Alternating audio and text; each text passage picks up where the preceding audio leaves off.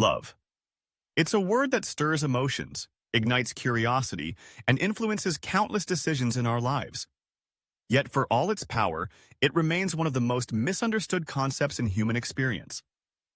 Is it a feeling, a choice, a biological drive, or something entirely beyond our control? For centuries, poets and philosophers have offered metaphors for love, calling it a fire, a disease, or a madness. But today, psychology offers us a more grounded scientific understanding.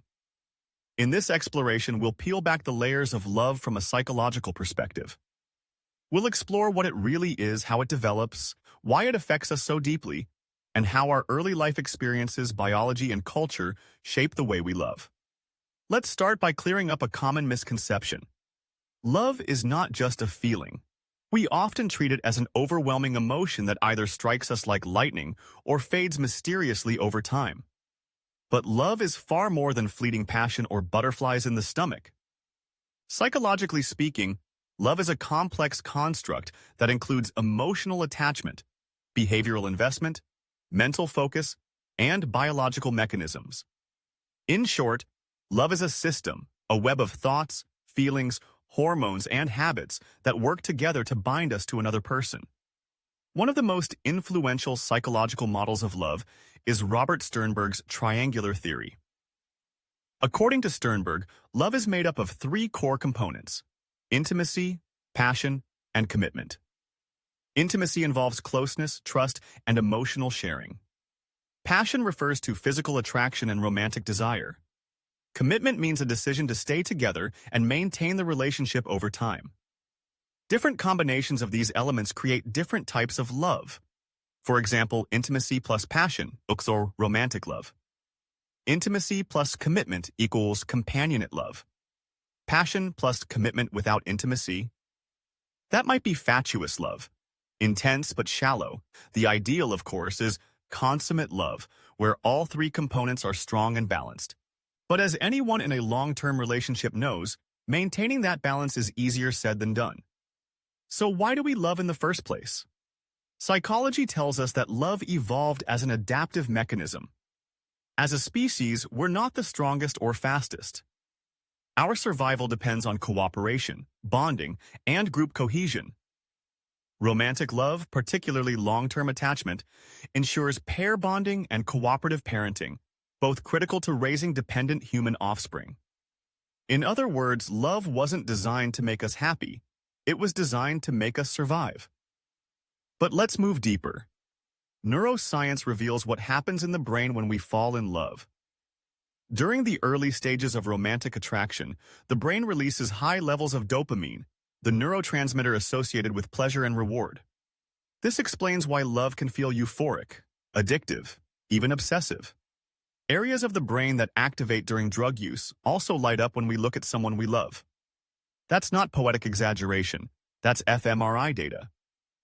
Other chemicals, such as oxytocin and vasopressin, play a key role in bonding and long-term attachment. Oxytocin, sometimes called the cuddle hormone, is released during physical touch, sex, and emotional closeness. It promotes trust and deepens connection. Vasopressin helps maintain monogamous bonds, particularly in men.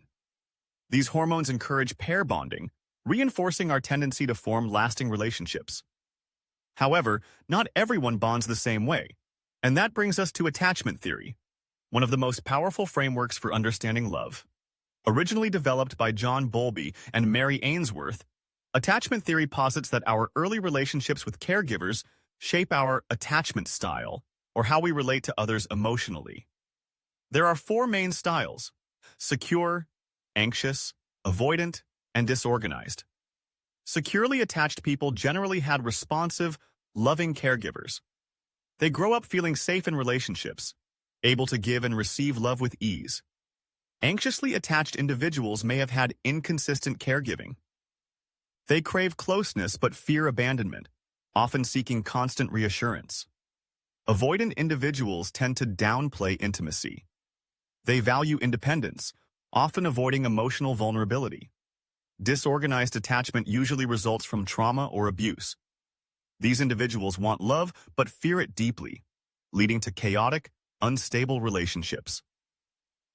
Understanding your attachment style isn't just academic. It can explain why you fall for certain people, why you react the way you do in conflict, and why some patterns repeat. Love isn't always about who we choose. Sometimes it's about what we're trying to heal. Another important lens comes from psychologist Helen Fisher, who breaks romantic love into three systems: lust, attraction, and attachment. Lust is driven by sex hormones like testosterone and estrogen. It pushes us to seek partners. Attraction narrows our focus to one special person, powered by dopamine and norepinephrine. This is the stage of obsession, of thinking about someone all day, of idealizing their every move. Finally, attachment is what bonds us long-term. This triad explains why we can feel sexually attracted to one person, emotionally bonded to another, and obsessed with someone else, all at the same time. Love also functions as a motivational system. It directs behavior, shapes priorities, and alters brain function. Ever noticed how being in love changes your attention, your appetite, your sleep patterns? That's not just poetry. That's the reward system in overdrive.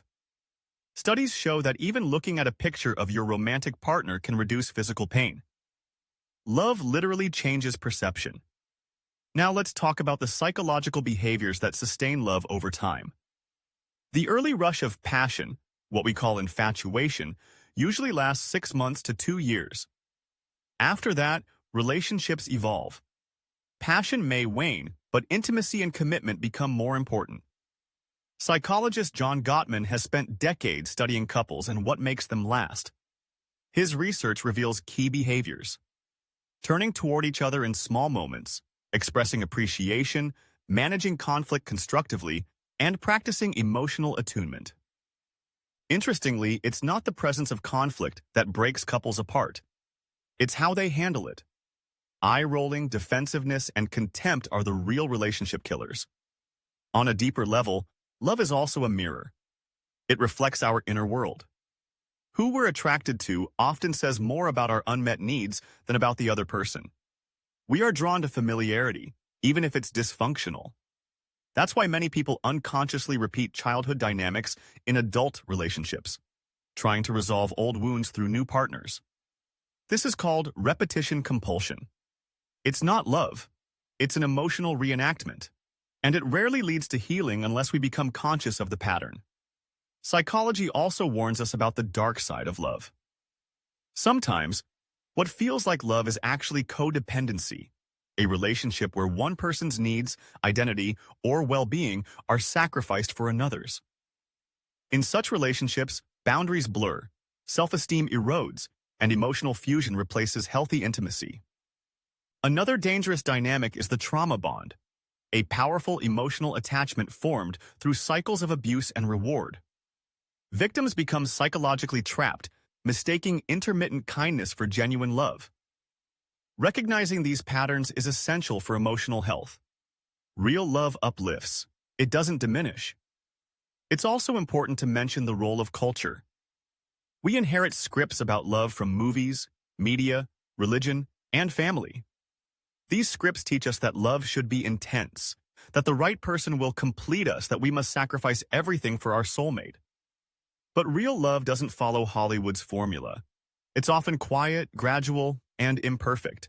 It's not about grand gestures, it's about everyday care. It's not about perfection, it's about growth.